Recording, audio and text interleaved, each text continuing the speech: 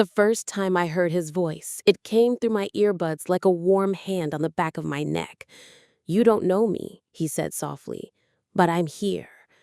That was Evan, my late-night commenter turned DM confidant, the stranger who knew the right emojis to drop under a photo of rain-streaked windows and lukewarm ramen. I'd posted something small and defeated. "Some nights feel like a hallway with no doors." And he replied, "Then stand still. Doors appear when you stop shaking the handle." It was the kind of language I was hungry for. Patient, unafraid of the quiet. He sent songs with soft piano and a heartbeat of drum. He sent photos of his morning view, a slate sky over some anonymous skyline. He sent paragraphs that read like a hand-lettered note tucked under a cup of coffee. In the otherwise metallic whir of my days, Evan's words sounded like wool and late light. 3 weeks after our first exchange, a cardboard box landed on my doormat in Portland. No return address. Inside, a Polaroid of my back, me stepping off the curb in my mustard raincoat, a white grocery bag bumping against my knee. The focus was tight enough to make out the crescent chip in my thumbnail. Taped to the back was a strip of masking tape, handwriting neat and clean. "You looked like you needed help crossing." I felt it then, the wrongness, in my lungs like cold air poured into water. I messaged Evan because he was the person I told things to now. He called instantly. His voice was steady and low. "Don't panic," he said. "You're okay. Do not go outside. Check your locks. Tell me what you see." I described the box, the tape, the smell of damp cardboard in my kitchen light. He listened with this almost reverent silence, as if translating me into some better language. He said, "This could be some creep, but it's not the end of the world. Stay where you are. Lights on, curtains closed. I'll stay with you." I pressed the Polaroid to the counter and felt the sticky edge of the tape against my fingertip, a simple human texture that somehow made everything worse. Outside, a bus sighed at the corner, doors clapping shut. My phone warmed my palm, and his breath filled my ear. He said, "Tell me, when did you first feel watched?" It wasn't his question that made my mouth go dry. It was that I had an answer, and I hadn't told anyone until him. What else was I going to tell him next? Because if a door had appeared, it was opening into a room I didn't recognize, and someone else already knew the layout.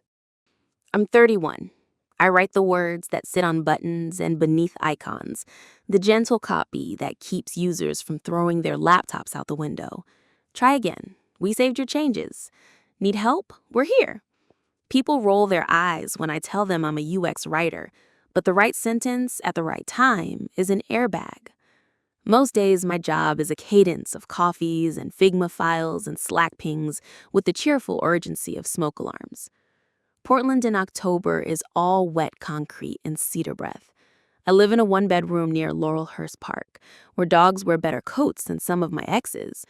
The apartment smells faintly like oranges and my neighbor's curry, and the floorboards in the hallway click under my left heel. It's mine. When I moved in, I stuck a copper nail in the wall and hung a thrift store mirror with the frame carved like old lace. Every morning, I check myself there before work. Hair back, mouth glossed, everything competent. I've never been the kind of person to ask for help. That sounds noble until you realize it's just pride with a warmer sweater. My mother calls from Ohio every Sunday while boiling chicken for soup. My father, well, there are dead zones in families, the way there are dead zones on highways. Drive long enough and you get used to losing the signal. I collect small rituals. Tea at 10, lavender oil under my jaw, 3 notches up on the brightness slider when the sky goes slate. I keep my head down and make nice with the world. Loneliness is not dramatic. It's not a violin and rain-soaked streetlight. It's softer than that. Standing in a grocery aisle with a bag of spring mix in your hand, reading the date on the back while you listen to a couple argue in low voices about the price of berries. It's the weight of a reusable tote strap against your shoulder. A dull, insistent proof that you exist and are carrying things alone. I didn't mean to meet someone online.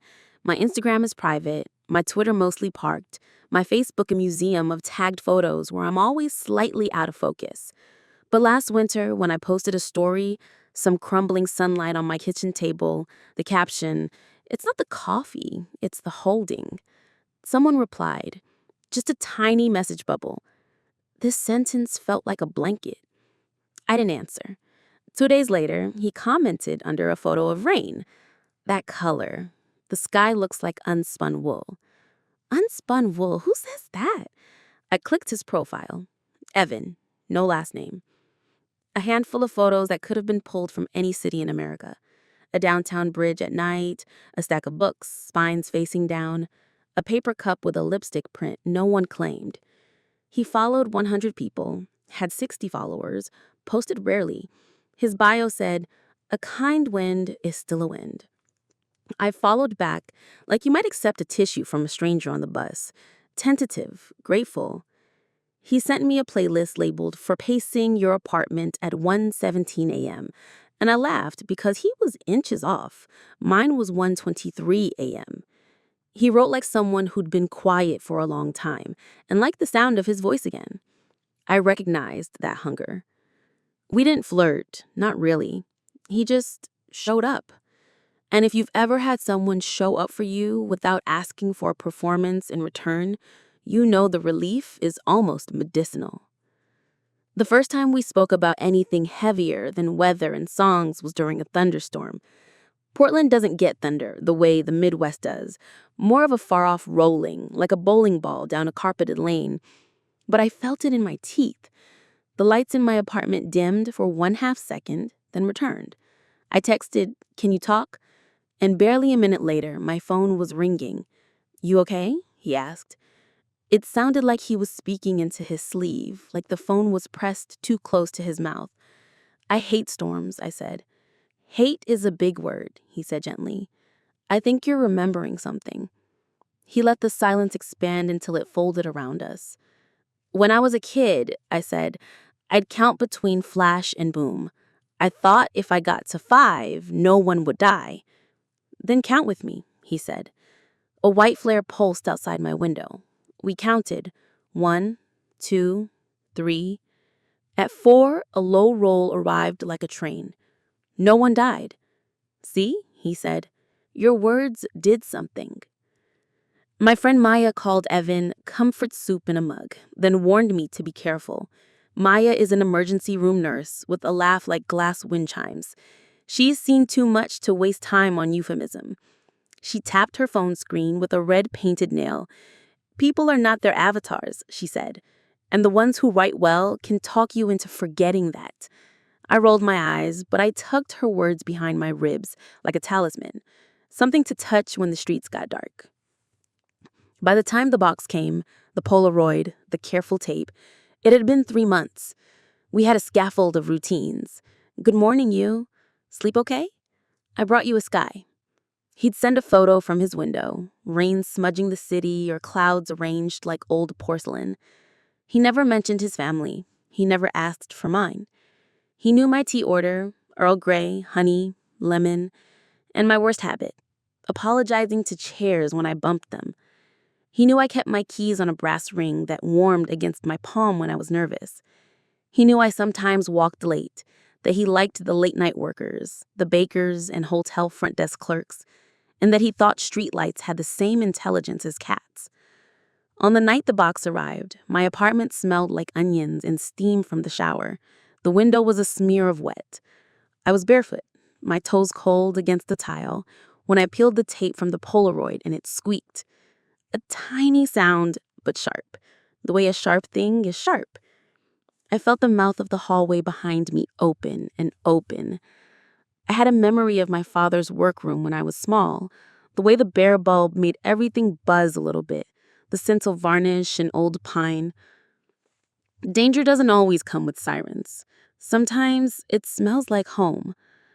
When Evan said, "Don't go outside," I listened. When he said, "Check your locks," I did. When he said, "I'll stay," I let him. Because whether I admitted it or not, I had already built a shelter with his voice, And that night I stepped inside and shut the door hard enough to rattle the frame. 2 nights after the Polaroid, my doormat went missing. I didn't notice until I was leaving for work. My doormat was cheap, black rubber scroll work around a square rectangle that said, "Hello," which felt less bossy than welcome, but it made a satisfying squeak when my boot scraped across it. That morning, I opened a door and there was nothing, just the raw, concrete hall with its faint smell of bleach and old dust. I looked left and right as if a scavenger had dragged it away to make a nest. The hallway light hummed overhead. A neighbor's door closed somewhere down the corridor with a soft latch, and a baby cried once and then didn't. I stood there too long with my tote bag on my shoulder, cheeks cooling, the breath in my throat evaporating into the air. It felt small and stupid to text Evan about it, so I did. He called on my walk to the bus stop. Wind worried the plane trees along the street. My scarf tasted like wool and my own breath. "Maybe your property manager took it to mop," he suggested, "or someone played a dumb prank." His voice wrapped itself around possibilities and tucked them in neatly. At the corner, the bus sighed and its doors opened. I stepped into the heat and humidity of tired bodies and shampoo. "I know," I said. "I'm just jumpy." I wrapped my fingers around the cold metal stanchion and felt the bus pulse beneath my feet. Alive. He said, "Jumpy is information. Don't ignore information." At work, I told Maya about the missing mat, and she made a face. Next, it's a potted plant, then it's a note. I laughed because I wanted to, not because anything was funny. "Who steals a doormat?" I asked. "People who want you to notice they stole your doormat," she said. "You report the Polaroid?" I shook my head. "It's not illegal to take a picture of someone in public. It's not illegal to breathe either. But if someone is doing it against your neck, you tell someone." I wrote error messages about invalid passwords and cooldown periods, and a small, stupid part of me wanted to embed a line of code that would ping a satellite whenever a person felt watched. I wanted a push notification. "You're not imagining it. Please lock your door." That evening, I stopped at the artisan market near the bus transfer stop and bought another doormat, the last one, a plain circle of woven jute that smelled faintly like hay. The cashier's hands were chapped and slightly sticky when he rang me up. I thought of all the strangers I'd touched this way without knowing. When I got home, the hallway seemed empty in a different way, like someone had taken the idea of the hallway and scrubbed it. I arranged the mat and pressed my boot down. Squeak! I breathed out. 30 minutes later, there was a knock. 3 soft taps. I froze with a spoon in my hand. It was 8:17 p.m., quiet hours in the building, a time when knocks mean deliveries or mistakes. Another 3 taps, a fraction harder. I moved to the peephole. The fisheye turned the hall into a pitying bowl. No one stood there, just the far wall with its dinged paint. I waited, my ear aching against the door. Then I saw it. A package. Brown, shoebox-sized, centered like a precise thought. I didn't open the door. I spoke through it. "Who's there?" Silence. "Hello?" I waited. The hallway light hummed, a constant, polite electricity. I called Evan. He picked up on the first ring. "Don't touch it. Call someone. I'm coming." My mouth went dry. "Evan, you don't—" "I won't come to your door," he quickly said. "Just the street. Just stay on the phone with me." I squinted into the peephole again. The box sat there, a little patient animal. "It might be from my mom," I said, although my mother never sent mail without announcing it in all caps texts. "Can you smell anything?" he asked. I felt foolish, then bent my head, then felt more foolish when I could. A faint chemical sweetness, like a grocery store floral department, like fake apples. "Okay," he said, voice low. "Do not open it. Do you have a neighbor you trust?" I didn't. The family downstairs yelled at their television. The older woman across the hall cooked onions until they were brown and almost sugar. The only person I'd nodded at more than twice was the maintenance guy, Noah, who had a soft voice and the kind of beard that made him look tender. He always carried a set of keys large enough to open a high school. "There's the maintenance guy." "Don't," he said. "Not him." "Why?" I asked. A silence that was not silence opened. "It's just," he said. "Trust me." His breath tickled like static. I didn't like the shape of that. "Evan," I said softly, "are you here?" "Not yet," he said, "but I can be." 3 minutes later, a thunk. The package lifted, then settled. The new doormat squeaked. I held my breath so long, my chest burned. I looked through the peephole and saw an eye, as huge and impersonal as a planet. I jerked back with a yelp, almost dropped my phone. "What?" Evan snapped. The eye was gone. Footsteps retreated, soft, then softer. Someone looked into my peephole. I felt it then. The world reordered itself by a half-inch, like a frame knocked off level. "Okay," he said, "we're not playing anymore."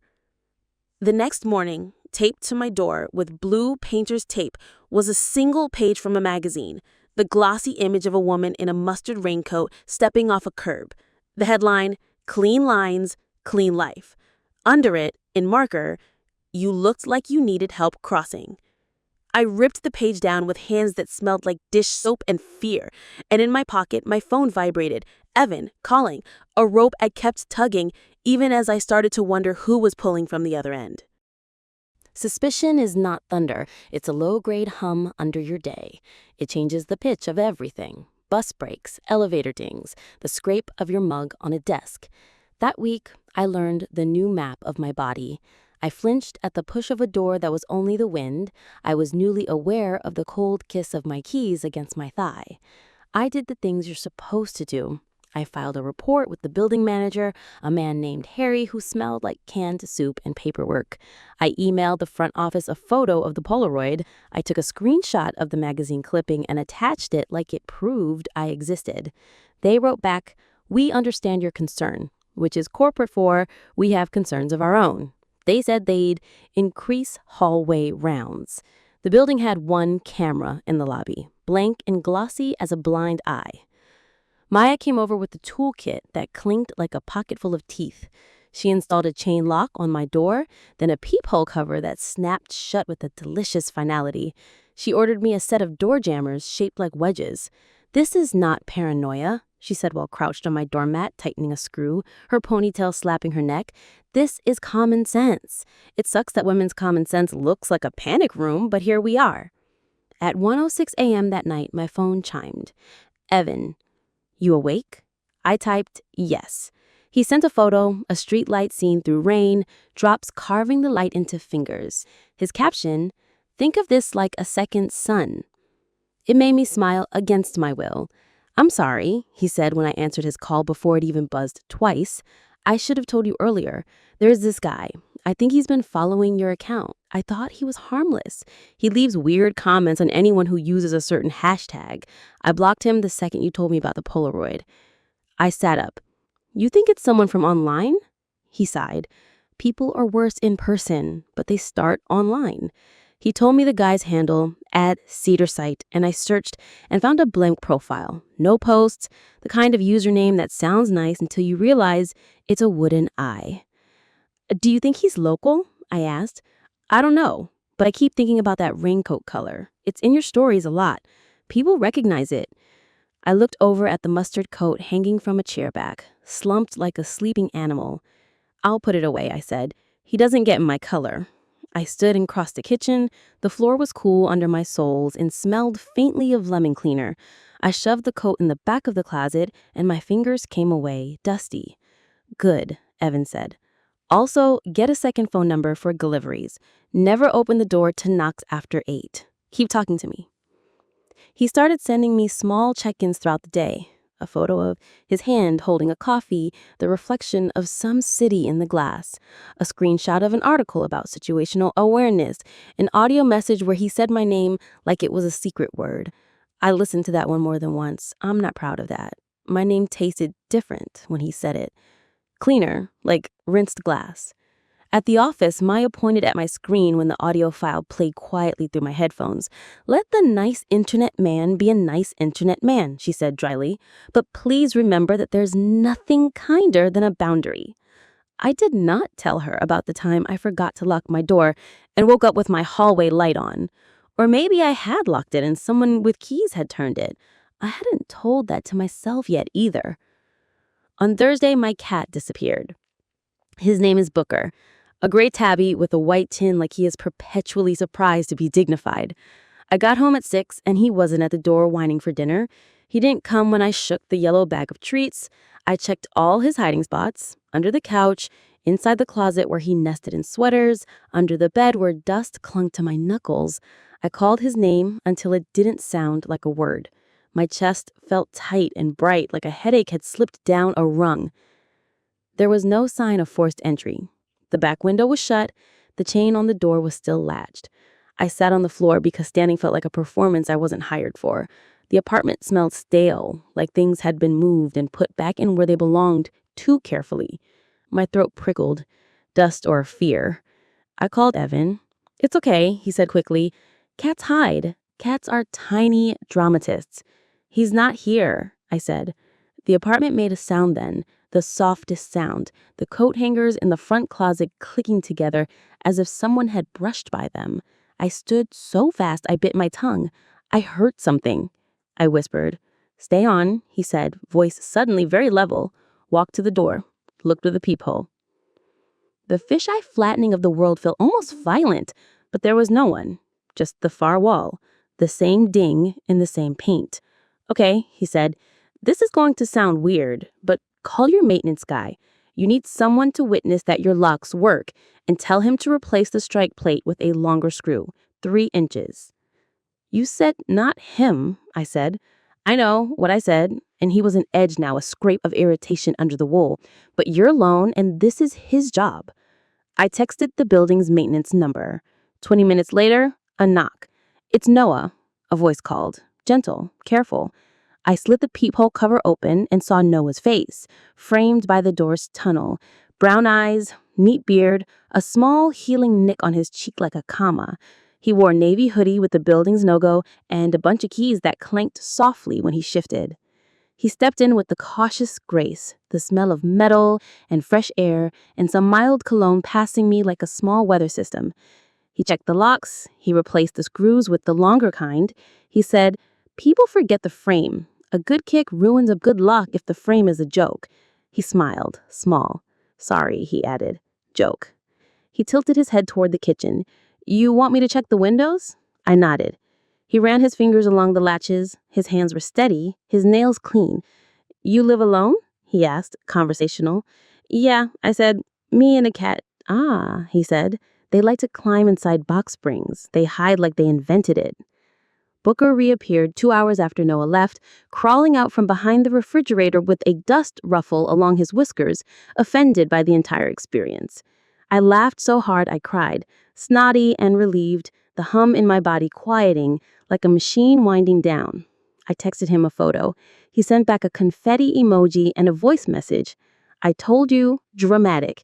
He laughed and the sound flickered down my spine like a match in a dark room. Then I noticed it.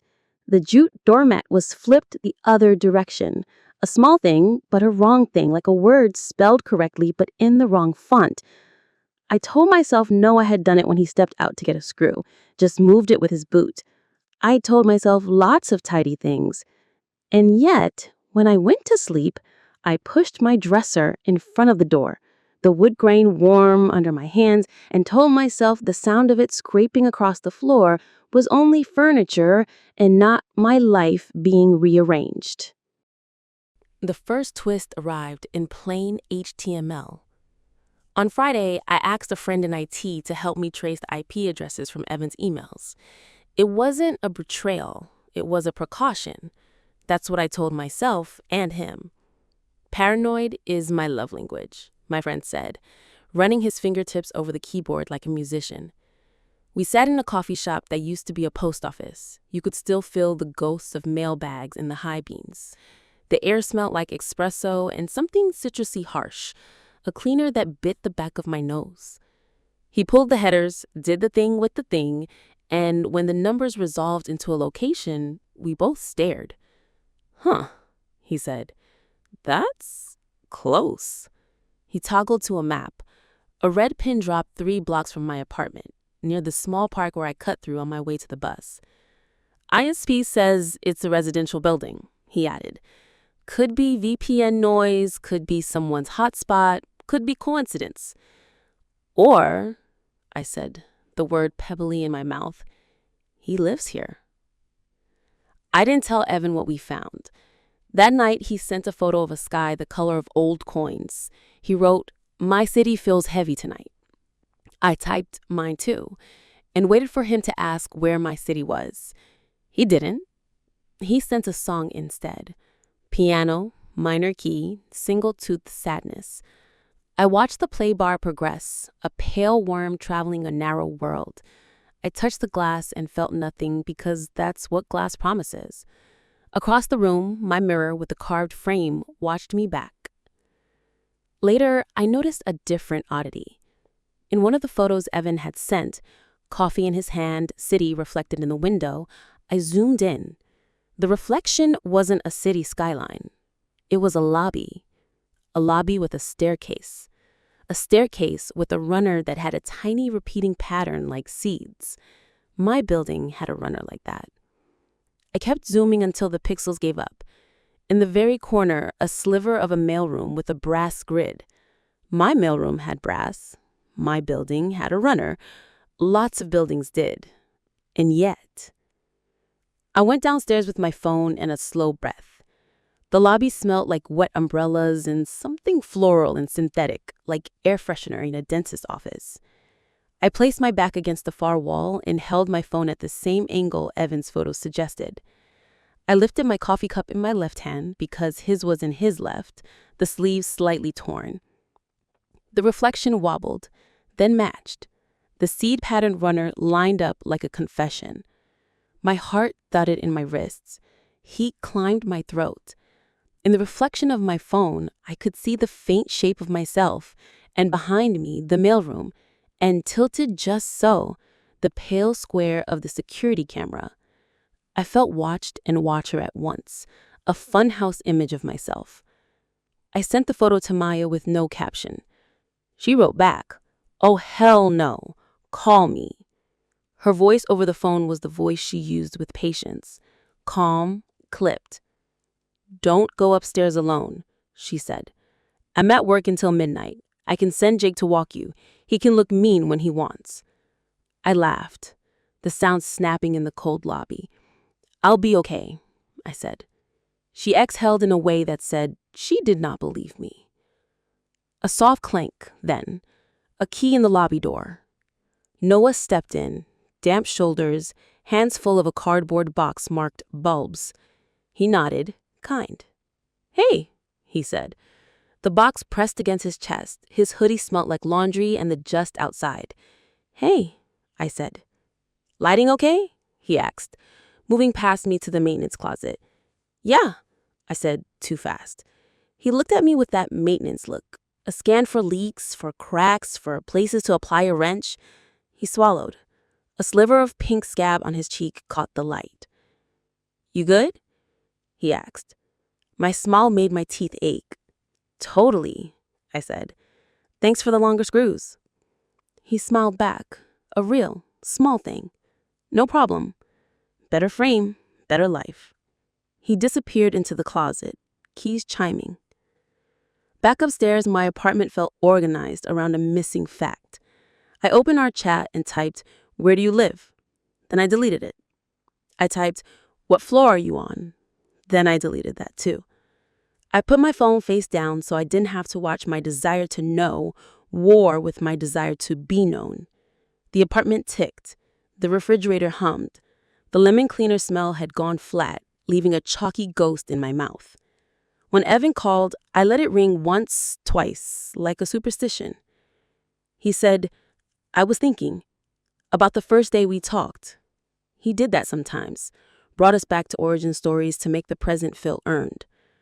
"I remember your rain photo, wolf sky." He laughed, quiet. I remember you said your voice sounded like a hallway. I said your words did, I corrected. Ah, he said. Right, my words. A pause.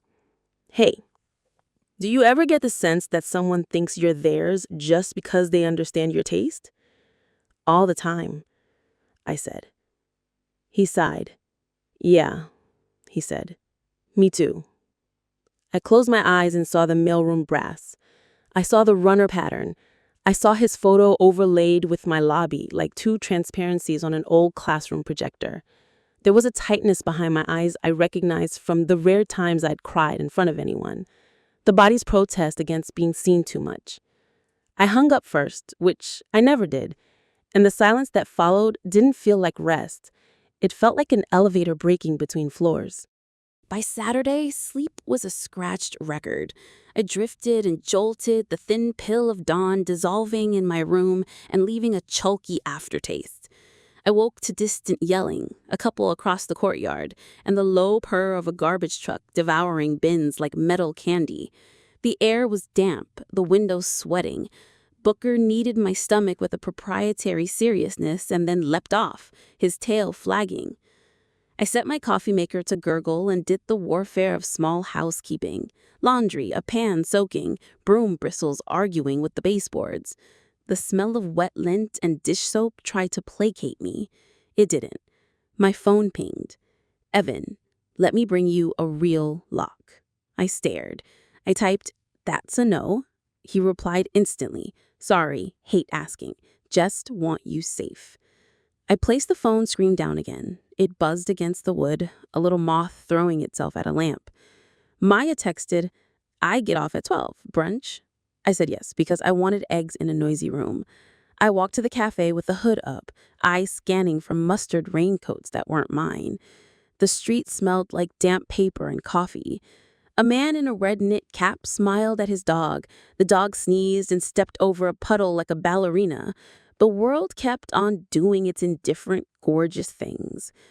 At brunch, Maya watched me over the rim of her mug. You're a step ahead of yourself, she said. Your eyes are in a hallway and your body's still waiting for the elevator. Her metaphors were always clinical and precise. She ate like someone refueling a life, quick and grateful. What's your clan? She asked. Boundaries, I said. That's a word, not a plan, she said. Plan is no more midnight calls. Plan is block for a week. Plan is report to the building you feel unsafe. Plan is go stay at my place tonight. I bristled, grateful anyway. I helped him, I said. Stupid, even as I said it. She said. You can be grateful and ruthless at the same time. It's called adulthood. She dug in her toe and pulled out a tiny, serious bottle. Pepper spray, she said, sliding it across the table. It clicked against the wood like a coin. I picked it up. The plastic felt too light for what it promised. Thank you, I said. She squeezed my hand. Her palm was dry and warm and human. At home, the hallway smelled like someone else's dinner. I unlocked my door, then relocked it with a new chain, then placed the door wedge and felt like the kind of person who lives inside a cautionary tale. Booker meowed, offended by my absence. I opened a can of food, and the smell of fish punched me tenderly in the mouth. My apartment filled with the sound of an animal chewing greedily, comfort in its crude way. The sun moved. The city turned its face slightly. I turned on a lamp. The bulb hummed, a thin wire singing. At 6:22 p.m., the alarm on the third floor went off. The sound knifed down the shaft of the building, shrill, repetitive, bureaucratically sincere. I opened my door. People spilled into the hall, blinking, barefoot, holding phones like offering plates. The alarm smell arrived, something electrical and hot, and a little plastic. Is it real? Someone asked, and someone else said, always assume it is until it isn't. Noah moved down the hall with practiced calm, keys clanking like a bell. It's a sensor, he called. We're tracking.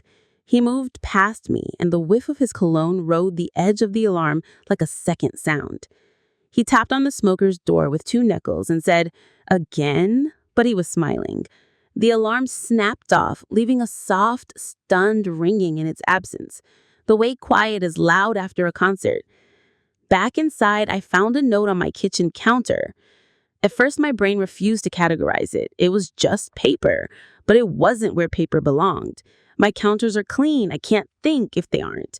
The note was a torn piece of a magazine page, the backside of an ad for teeth whitening. On the white side, a message in neat, careful block letters. You don't have to be afraid if you listen. I read it twice, then a third time. The E's were squared, identical each time, like someone who practiced. The handwriting was not Evan's, at least not the handwriting from the tape on the Polaroid, which had been a little more friendly, a little more character. I put my palm to the counter. Cool. I pressed my fingers to the note, smooth, then a tiny snag where the rip was jagged. The room smelled like old coffee and the rubbery tang of the alarm that still ghosted my nose. I called Evan. Someone was in my apartment, I said. He inhaled sharply. How? He asked. The chain, I said. Stupid, a child reciting a rule. The wedge. Window? He asked. No. He went quiet, then spoke too gently. Okay, he said. I need you to do exactly what I say. What? I asked, the word a thin wire. Pack a bag, he said. Come to me. My stomach flipped. Where is me? I asked. And the quiet after that question told me everything. Evan, I said. I felt like I was standing in front of the projector again, my transparency misaligned with the world behind it. Where are you? He said finally, close enough. I hung up. My hands were shaking in that small, fine way that makes it hard to insert a key or thread a needle. I texted Maya instead. Someone left a note inside my place. She wrote, I'm calling 911. The idea of police in my apartment made me feel like I was trying to breathe soup. Still, I said, okay. 2 officers came, boots heavy, belts clicking, the apartment filled with the smell of wet nylon and cold night. They were kind, bored, skeptical, the trifecta of men who see too much. They checked the windows, the locks. They asked if I'd given anyone a key. They asked if I might have left my door unlocked. They took the note in a plastic sleeve that crackled. We'll add it to the report, one said, like he was pinning a butterfly to a board already full. After they left, the apartment seemed both wrecked and exactly the same. I held the pepper spray and felt silly. I poured the rest of the coffee into the sink, watched it swirl, smelled its sour, comforting stink. I placed my hand against the door and felt the cool there, the outside wanting in. My phone vibrated. Evan, I'm downstairs. I walked to the peephole and slid the cover. The hall was empty. I texted, where? He wrote, outside, street, bench. I hesitated, then put on my sneakers and my second best coat, the navy one that made me feel like a serious person. The night air hit my face like a rinsing. The street lamps hummed. A gull cried like metal bending. He sat on the bus stop bench, hood up. He looked how I thought he'd look. Tall enough, folded in on himself a little, hands cupped, a paper coffee steaming in the cold. He raised a hand, small, careful, like someone acknowledging a skittish animal. I didn't sit. I stood, the bench between us like a border. I can't be here, I said, even as my body sagged with relief at the sight of a person who knew my whole play-by-play. I won't come upstairs, he said. His voice in real air was the same warmth as on the phone, but with a faint rasp under it, like gravel under a tire. He smiled, small, embarrassed. I noticed the scar on his cheek, a familiar comma. I noticed the smell of his cologne, the same soft thing I'd noticed in my hall. My chest tightened. How long have you lived near me? I asked. He didn't answer for a half second too long, then said, a while. Behind him, the building's glass reflected us. Me standing, him sitting, the yellow cones of the street lamps. My reflection looked like someone solving a hard math problem. His looked like a patient boy waiting to be picked from a lineup. I don't like secrets, I said, which was funny because I kept them like other people kept houseplants. Too many, all thirsty. Okay, he said, as if I asked him to hold the door. Ask. Did you send the Polaroid? No. Did you take my doormat? He smiled a second, quick and boyish. No, but I thought it was ugly. Did you leave the note? He shook his head. I would not do that to you. Then why are you here? He lifted a shoulder. Because there's a difference between being alone and being left alone. He looked at me like we were in a movie where people say lines like that and get away with it. And because, he added quietly, the words barely visible in the cold. Because if someone else is watching you, they should know someone is watching them back. Something in me softened and something else hardened at the exact same time. He stood to leave first, hands open, palms showing. And when he turned, I saw the outline of a keyring in his pocket, heavy, a suggestion that lives could be opened with the right pressure, and not all keys belong to doors. I could block him. I could invite him up. Those were the two options my brain presented like opposing fire exits, one painted green, one red, both weirdly damp.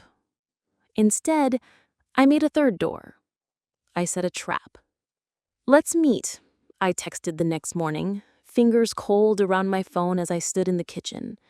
The apartment air had the metallic bite of heating vents turning on for the first time. Public. Tonight. 7 p.m. St. John's Bridge overlook.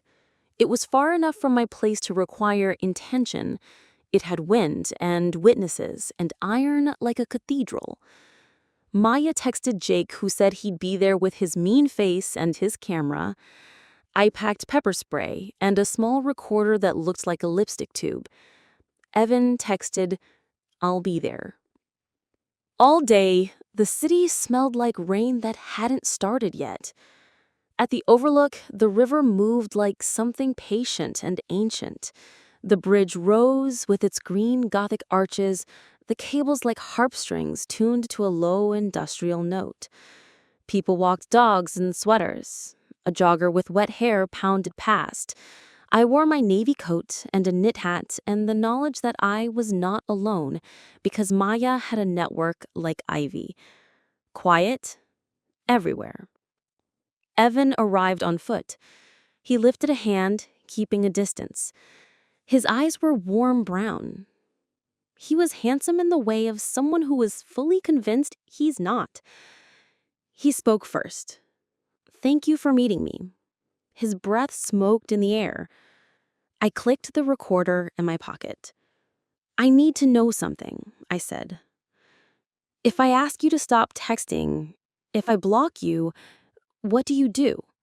He looked startled, then wounded, then arranged his face into something calmer. "I stop. Of course," he said. "No DMs from a new account?" I asked. "No notes under my door? No photos of my back?"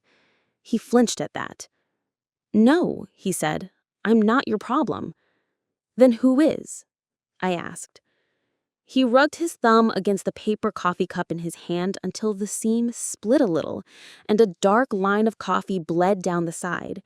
He said, "I think it's your maintenance guy, Noah." The wind used my hair to right in the air. I asked, "Why?" He said, "Because he can get in. Because I've seen him around your floor more than makes sense." He shrugged one shoulder. "Because he looked at you the way a locksmith looks at a lock." I laughed. A short, ugly sound. "You're stalking me to warn me about my building?" I asked. He flushed. "I live here too," he said. "It's not just your building." My mouth went dry.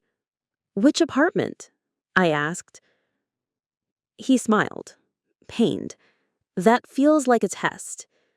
"Everything is a test," I said. He sighed, looked at the river. "2 floors below you. Corner unit. I moved in April." "Why not tell me?" He looked down at the broken seam of the cup. "Because you would have run. And I didn't want to lose this." He gestured between us, as if there was a third person standing there, holding a microphone. I put my hand inside my coat pocket and felt the recorder's smooth body. "If I block you, will you stop?" He nodded. The wind carried a smell of wet steel and distant smoke. "Yes," he said. "If you block me, I'll stop. But please, please be careful around him. I left him there, the bridge behind him like a crown, and told myself I had chosen safety, when all I'd done was choose which kind of fear I could live with. Sunday morning, I blocked Evan. I did it like a ritual. I held my breath, I pressed a button, I whispered a word I couldn't say out loud. Enough. My phone felt different afterward, lighter by a gram. The apartment felt unfamiliar in the fresh silence, the way a room does after you move the couch. Bigger, bruised. Maya came over with bagels and a grin that said she'd fought someone at 3 a.m. and won. "The block is the correct move," she said, smearing cream cheese with surgical precision. "And now we monitor." We made a list on a yellow legal pad. Get a camera doorbell, change the locks, landlord, carry spray, very routine, tell the office. She wrote in all caps like a prescription. At noon, there was a knock. 3 soft taps. My body burned with recognition, and I hated that. "Who?" I asked, voice flat. "Maintenance," Noah said. "Water meter check." He sounded apologetic for the existence of infrastructure. "I'm changing," I lied, and texted Maya, who was still sitting at my counter. We exchanged the look. She nodded, stood, and moved to the hall closet. She pressed her ear to the door, as if it had something to confess. "Let him in," she mouthed. She positioned herself where she could see but not be seen from the entry. I opened the door with the chain still on. Noah stood with his small meter device and the same quiet beard and the same scarf with a tiny pilling at the end. His eyes moved to the chain and back to my face. "Sorry," he said softly. "Quick check." I closed the door, unlatched the chain, opened it again. He stepped in, keys chiming, that clean laundry smell with the faint cologne like a signature you can't read. He crouched by the kitchen cabinet to read the meter. "Quick," he repeated. His hands were steady. My heart tried to beat a tattoo that spelled words. Maya stepped out then, casual, a surprise party of one. "Hi," she said. Noah straightened, surprised, then smiled with reflexive politeness. "Hi.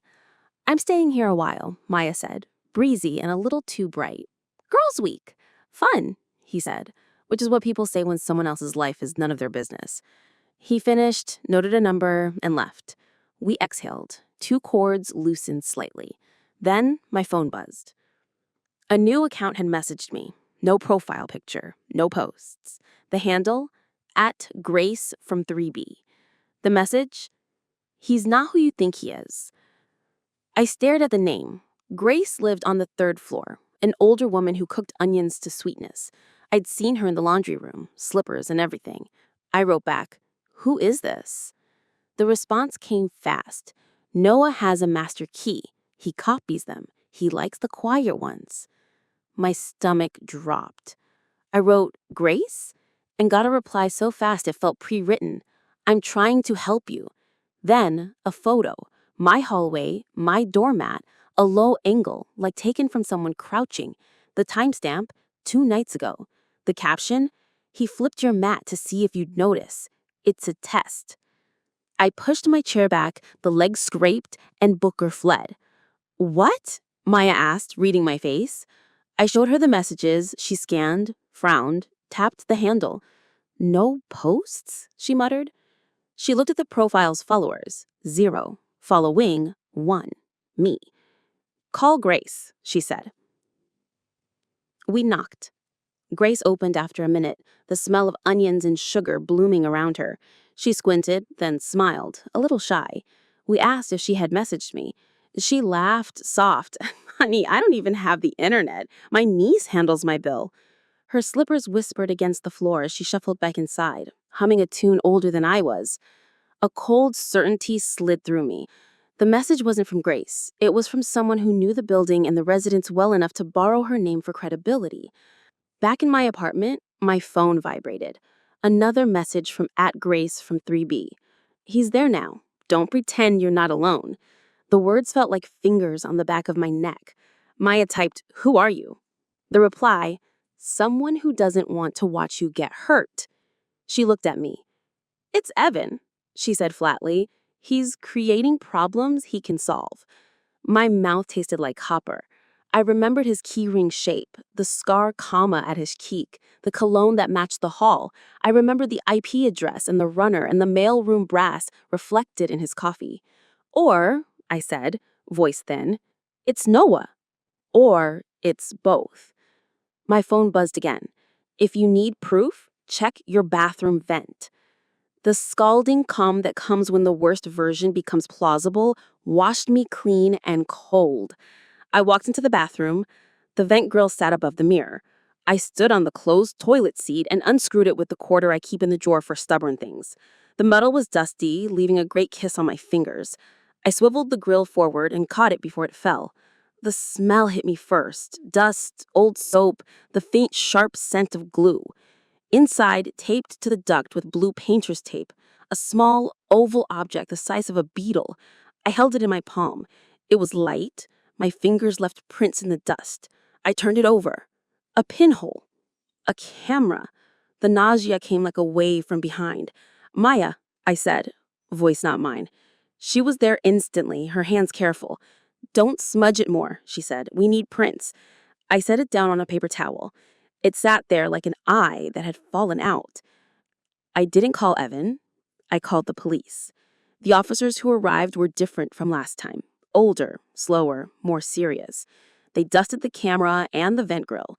They took photos. They asked if I'd had any work done recently.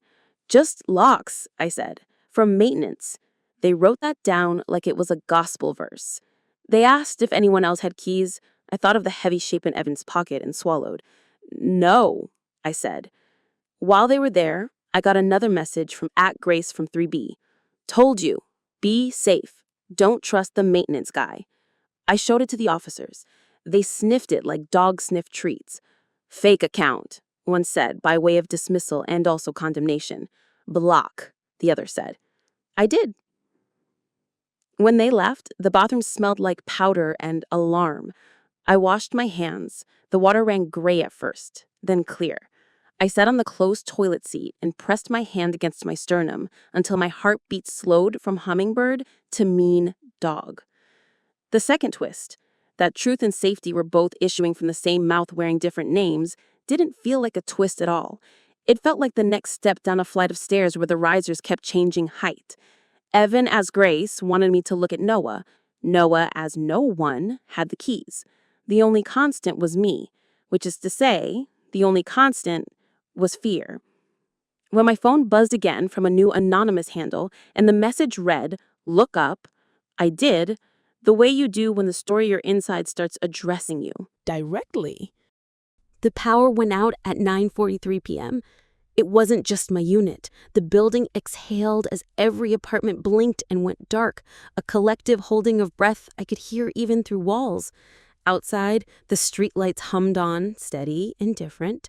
Inside, the refrigerator wound down with a sigh like an old man sitting, and the heater clicked its tongue once and stopped.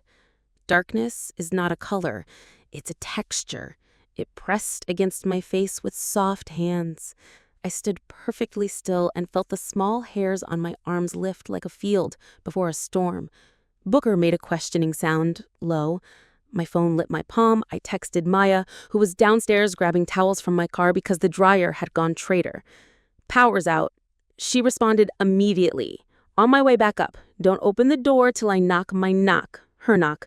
Too quick, then too slow. Like a game.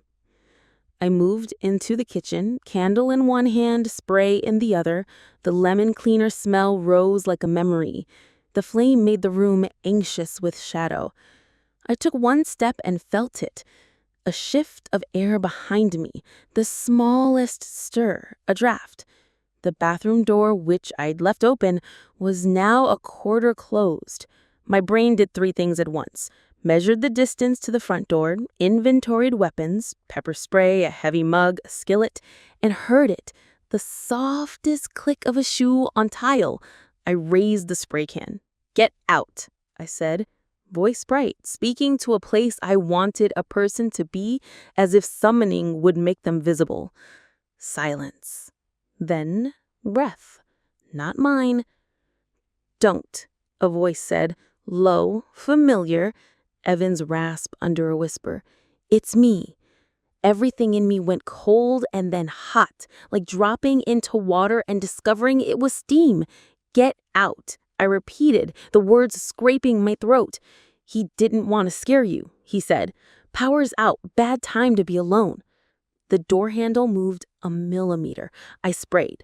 The pepper fog caught the candlelight and expanded like a ghost. He coughed, then choked, then yelped, then swore, a clean PG-13 swear that still sounded ugly.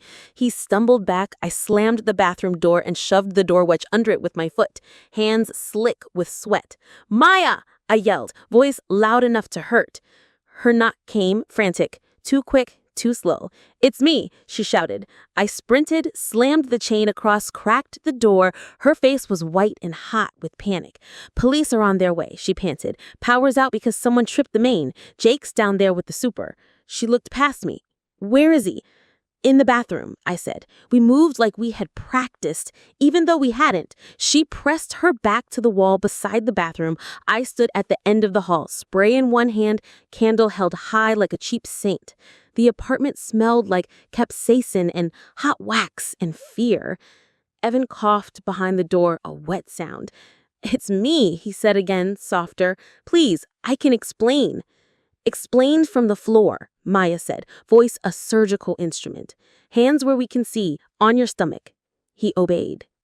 I heard the thunk of knees, then the soft, humiliating slide of someone lying down in a bathroom where the floor was clean, because I needed something to be.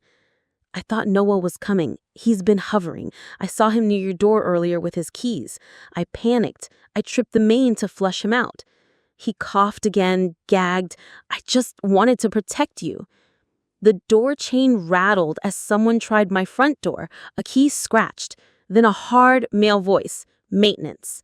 The chain held. Maya looked at me. Her eyes were clear and furious. Don't you open that, she hissed. She shouted through the door, come back with police. The scratching stopped. Footsteps retreated. 2 men by the sound of it. One heavier, one lighter. Sirens arrived like an argument you're relieved to have. The hallway filled with red and blue, colors you can feel if you stand still and let them pass through you. The officers' boots thudded. Their radios chirped. The night smelled like metal plans. We opened the bathroom door slowly, like we were revealing a magic trick. Evan lay on the tile, eyes red, face pale, breath shuddering. He was handsome still, but smaller, the way men are when they're looking up. Don't move, one officer said. Gun low, but ready. He obeyed, and the cuff click was quieter than movies make it. In the hall, they found Noah. He'd doubled back, probably to explain. He held his keys like a peace offering. His hands shook. He looked wrecked and sure. I was checking the breakers, he said. Someone tripped them. I was trying to fix it. I came to check on residents. He saw me then, and his face shifted from professional to personal, like a lens turning. Are you okay? He asked, and I heard in it a question people ask when they are also asking, are we okay? The officers separated them. In the quiet after the flurry, one of the detectives, a woman with hair in a tight plait, spoke gently. Do you know either of these men? One is my building's maintenance guy, I said. My mouth felt full of chalk. The other is a friend. The word tasted wrong. They found a key in Noah's ring that matched my unit, legitimately issued, logged in a ledger that smelled like dust and old pen. They found the tiny camera in a bag in the maintenance closet, a pack of 3, 2 missing. They found in Evan's pocket a lockpick set small as a wallet and a folded glossy page torn from a magazine. His hands smelled like coffee and the faint floral chemical of lilies, the smell that had taped itself to my memory when I opened that first box. Why? I asked Evan softly. He blinked, tears from pepper, eyes raw. Because you needed me, he said simply, and I needed you to need me. Noah spoke from down the hall, voice tight. He's been hanging around the lobby for weeks.